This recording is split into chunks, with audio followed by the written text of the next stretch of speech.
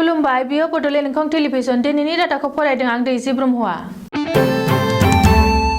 एबसुनि बानजायनायाव बर'नि माहारियारि आफादफोरा जथुमदों। प्रमद बर'आ मिरुनि मन्त्रि प्रकाश जावडेकारखौ लोगो हमदों। देग्लायनि मेट्रिक आरो एचएस जोबथा आनजादनि नम्बरा आसाम सोरखारनि जायखिजाया साख्रियाव गोहोम खोख्लैया। मेट्रिक आरो एचएस आनजादनि नम्बरखौ लाना गोजोननि फरायसाफोरा आनजाद लाफिननो हागोन। बिस्वजित दैमारिनि बिबोनाङा गोमाना दं लांखारनायनि सन्देह। गिबि मन्त्रि डक्टर हिमन्त बिश्व शर्माया हादरगिरि रामनाथ कविन्दखौ लोगो हमदों। पुलिसनि गुलियाव जखम लांसुनिया सैयद आली। कंग्रेसनि दैदेनगिरि जुरि शर्मा बरदलैया बिजेपिआव हाबबाय। पीयूष हाजरिकानि अजद अखिल गगैनि बेमारा फावथिनासो। दानिया आबुं रादाब।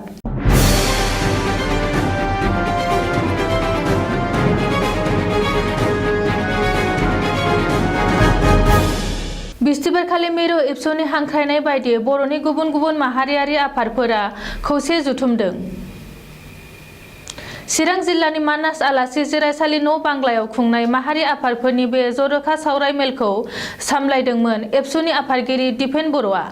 बबेखानि मैया जालांनाय बर'नि माहारि आफादफोरनि दैदेनगिरिफोरनि जर'खा मेलाव बर' हारिखौ रैखाथि होनायजों लोगोसे बर' राव थुनलाइ हारिमु रांखान्थियारि बिथिं जौगानायनि सायाव खौसेथि खामानि मावलांनायजों लोगोसे समाजनि बेरेखा हाबा मावनायफोरनि फारियै खोमसि फोथायनाय दायना सन्देह खालामनाय ड्राग्स लांखारनाय आइजोफोरनि सायाव इनाय मावनाय बायदिनि हेंथायै खौसे फसंथानो थाखाय बिथांखि लायो। माहारियारि आफादफोरनि बे सावराय मेलनि गेजेरजों बारग' एनडिबि दैदेनगिरि सोद्रोमाफोरनि गासैबो केसखौ बोखारनाय आरो जोबथेसालिनिफ्राय उदां खालामनो थाखायबो सोरखारखौ खावलायो। बेजों लोगोसेनो गोदानै जोनोम मोननाय थिउरिया आफाद एनएलएफनि दैदेनगिरिफोरखौ गोजोननि सायाव फैफिननो थाखायबो खावलायो होननानै एबसुआ गंसे प्रेस बिबुंसारनि जोहै फोरमायदों। बेनि अनगायैबो बे सावराय जथुम बर' हारिनि गेजेराव नुजाथिनाय आथिखालनि गुबुन गुबुन जेंना जेंगोना आरो बेफोरखौ सुस्रांनायनि बागै गुवारै सावरायनाय जायो होननानै बिबुंथि होदों।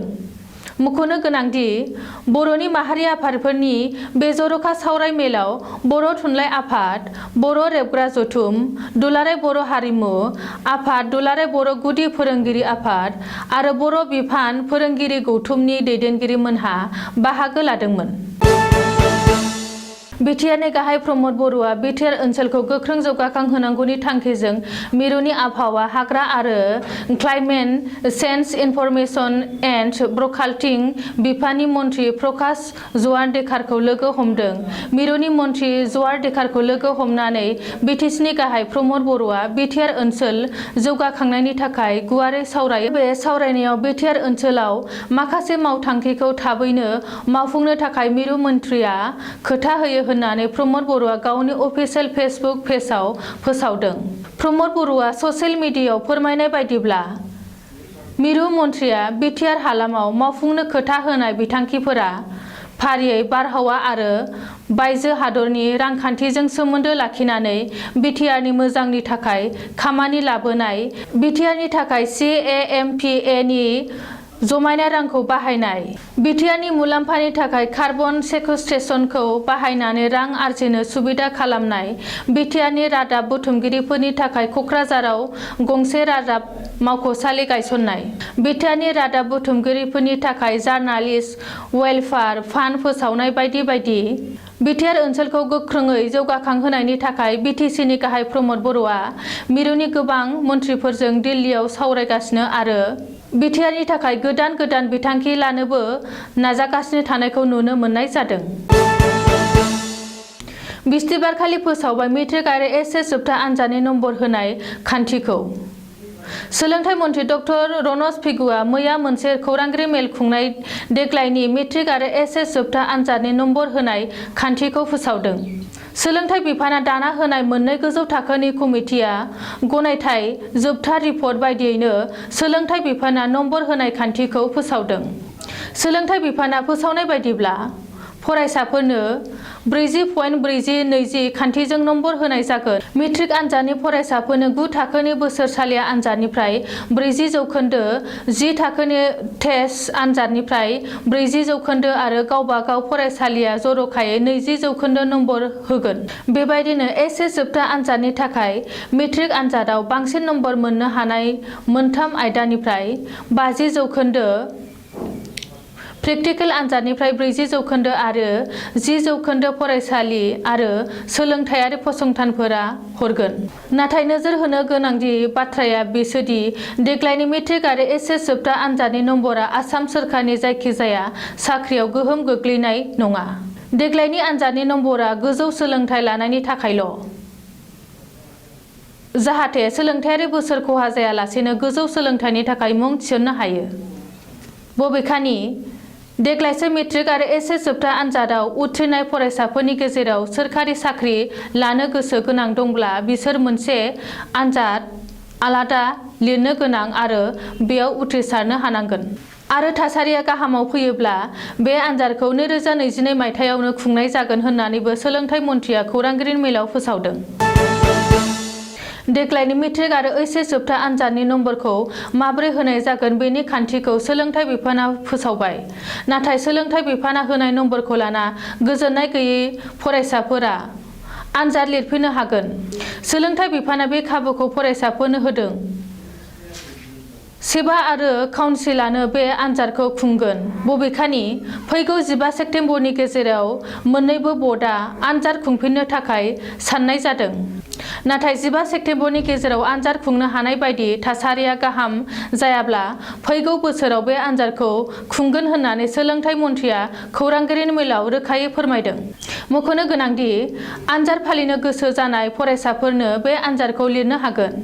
बिनि थाखाय रावबो फरायसाया जेबो रोखोमनि मासुल होनांनाय नङा। बबेखानि रल नम्बरफोराबो एखेयैनो थागोन।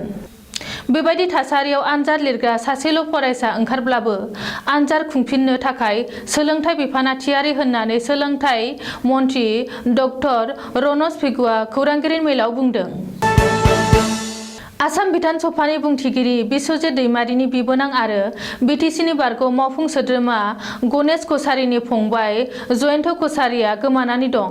जयन्त कछारी आरो कुशल कलितामोना थांनाय बुधबारखालिनो गुवाहाटी नोगोरमानि गरफाङा हाग्रा ओनसोलाव दंफां गायनाय खामानिखौ नायनो थांदोंमोन। नाथाय बै समनिफ्रायनो बिसोरो सानैबो गोमानानै दं। बबेखानि बे जाथायनि बागै खौरां मोननायनि उनावनो गरसुक थानानि पुलिस टीमआ बिस्थिबारखालि गरफाङा हाग्रा ओनसोलाव नागिरहैदोंमोन। नाथाय आखाइ गोजा गिदिंबोफिननाङो। मिथिनो हानाय बायदिब्ला पुलिस बिफाना जयन्त कछारी आरो बिनि लोगोनि बागै दासिमबो जेबो खौरां मोननो हायाखिसै। मख'नो गोनांदि बेयो मोनसे लांखारनाय जाथाय आरो जयन्त कछारीमोनखौ थिउरियाफोरा लांखारनो हागौ होन्नानै सन्देह खालामनाय जादों।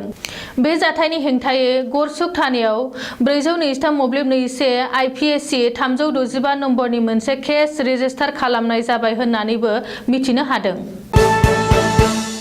आसामनि गिबि मन्थ्रि डक्टर हिमन्त बिश्व शर्माया दिनै हादरगिरि रामनाथ कविन्दखौ लोगो हमदों।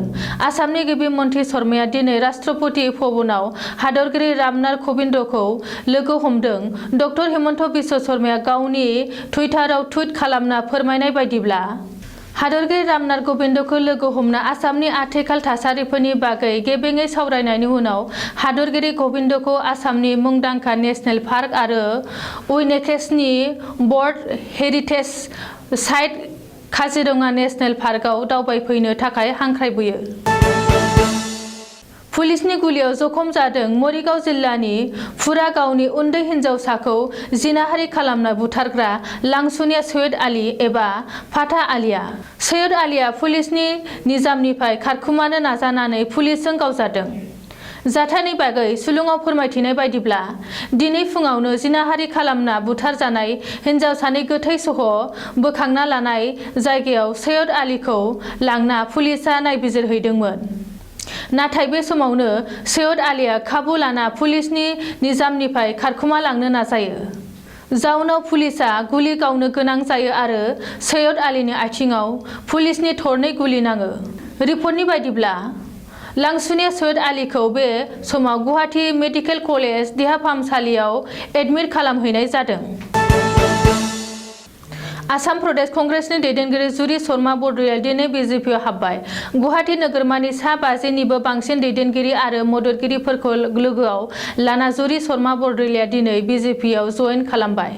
गुवाहाटी नोगोरमानि हेंग्राबारियाव थानाय बिजेपि गाहाय मावख'आव थांना आसाम रायजोआरि बिजेपिनि आफादगिरि भबेश कलिता आरो मन्त्रि पीयूष हाजरिकानि नुजाथिनायाव जुरि शर्मा बरदलैया दिनै बिजेपिआव जयेन खालामो।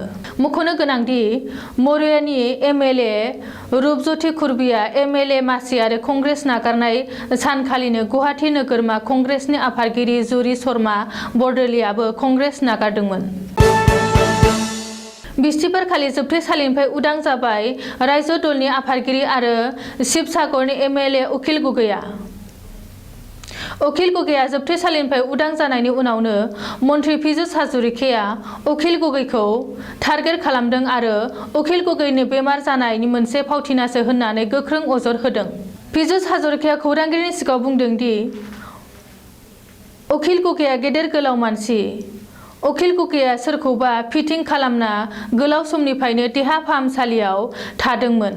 बेल' नङा, देहा फाहामसालिनि डाक्टारफोराबो अखिल गगैखौ गियोमोन होननानैबो पीयूष हाजरिकाया बुंदों। बबेखानि थारैनो अखिल गगैया जुदि बेमार जादोंमोनब्ला जोबथेसालिनिफ्राय उदां जानाय लोगो लोगो माबोरै देहा फाहामसालिनिफ्राय उदां जाखो होननानै सोंथि खालामदों मन्त्रि पीयूष हाजरिकाया। दिनैनि रादाबा एसेनोसै, गोजोन्थों।